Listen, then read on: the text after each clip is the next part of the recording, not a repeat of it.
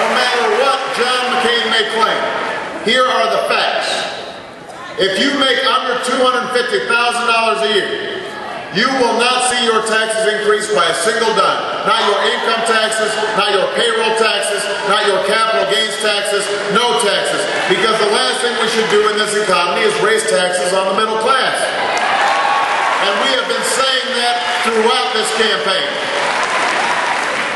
Now, when it comes to jobs, the choice in this election is not between putting up a wall around America or allowing every job to disappear overseas. The truth is, we won't be able to bring back every single job that we've lost here in Ohio or across the country. But that doesn't mean we should follow John McCain's plan to keep giving tax breaks to corporations that send American jobs overseas. I will end those breaks as president. I will give American businesses a $3,000 tax credit for every job they create right here in Ohio, right here in the United States of America.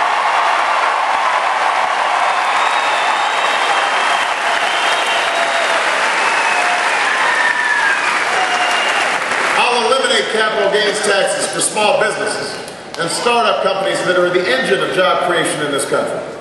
We'll create 2 million new jobs by rebuilding our crumbling roads and bridges and schools, by laying broadband lines to reach every corner of the country.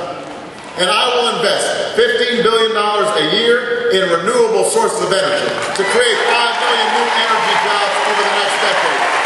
Jobs that pay well, jobs that can't be outsourced, jobs building solar panels and wind turbines and a new electricity grid, jobs building the fuel-efficient cars of tomorrow, not in Japan, not in South Korea, but right here in the U.S. of A.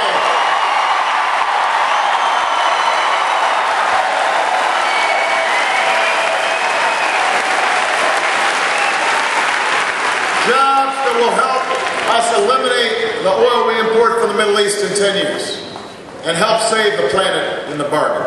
That's how America can lead again. When it comes to health care, we don't have to choose between a government-run health care system and the unaffordable one we have now. If you already have health insurance, the only thing that will change under my plan is that we will lower your premiums. If you don't have health insurance, you'll be able to get the same kind of health insurance that members of Congress give themselves.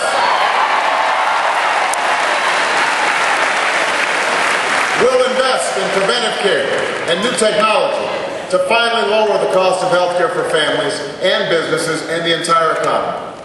And as someone who watched his own mother spend the final months of her life arguing with insurance companies because they claimed cancer was a pre-existing condition, they didn't want to pay for a treatment, I will stop insurance companies from discriminating against those who are sick and need care at the moment.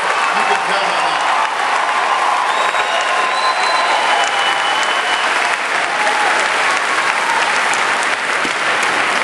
When it comes to giving every child a world-class education so they can compete in this global economy for the jobs of the 21st century, the choice is not between more money and more reform, because our schools need both.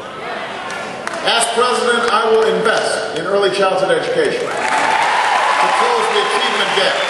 We'll recruit an army of new teachers. We'll pay them more money. We'll give them more support. But I will also demand higher standards and more accountability from everybody, from our teachers and principals in our schools. And I will make a deal with every young American who has the drive and the will but not the money to go to college. If you commit to serving your community or your country in national service, we will make sure you can afford your tuition. You invest in America, America will invest in you. Together we'll move this country forward.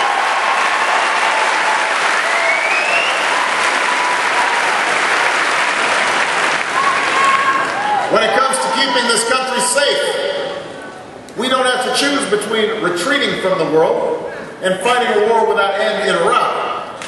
It is time to stop spending $10 billion a month in Iraq while the Iraqi government sits on a huge surplus.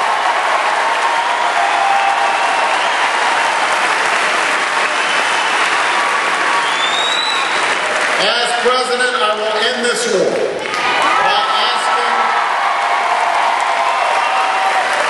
by asking the Iraqi government to step up and finally finish the fight against bin Laden and the al-Qaeda terrorists who attacked us on 9/11. I will never hesitate to defend this nation, but I will only send our troops into harm's way with a clear mission and a sacred commitment to give them the equipment they need in battle and the care and benefits they deserve when they come home. We will treat our veterans with honor and respect.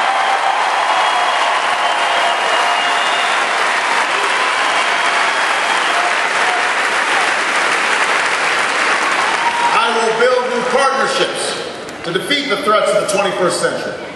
And I will restore our moral standing so that America is once again viewed as that last best hope for all who are called to the cause of freedom, who long for lives of peace, who yearn for a better future. Now, Ken, I won't stand here and pretend that any of this will be easy, especially now.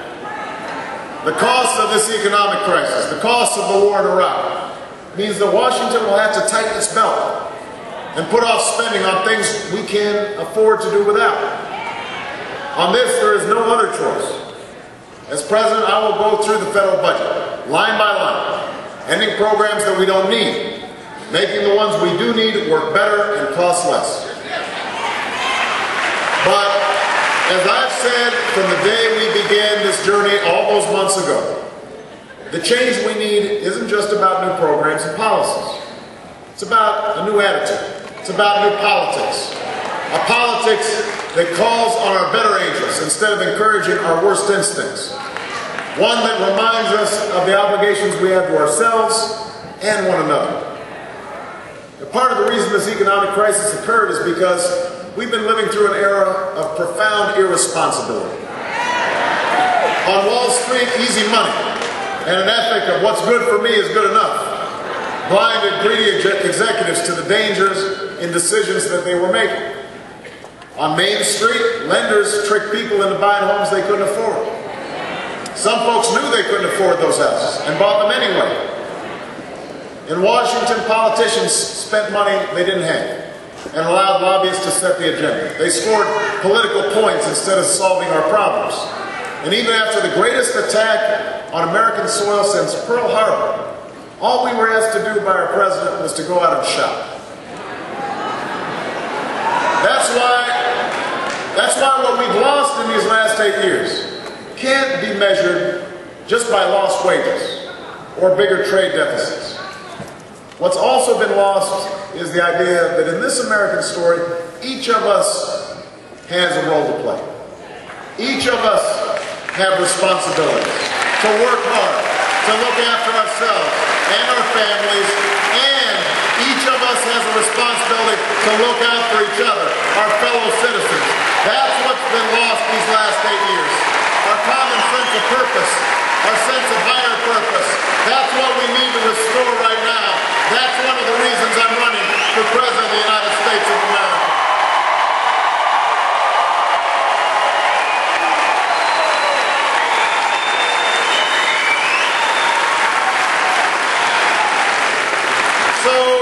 So yes, government must lead the way on energy independence. But each of us must do our part to make our homes and businesses more efficient. Yes, we must provide more ladders to success for young men who fall into lives of crime and despair, but all of us have to do our part as parents to turn off the TV set and read to our children, to take responsibility for providing love and guidance. Yes, we can argue and debate our positions passionately, but all of us must summon the strength and grace to bridge our differences and unite in common effort. Black, white, Latino, Asian, Native American, Democrat, Republican, young, old, rich, poor, gay, straight, disabled, or not, all of us have to come together.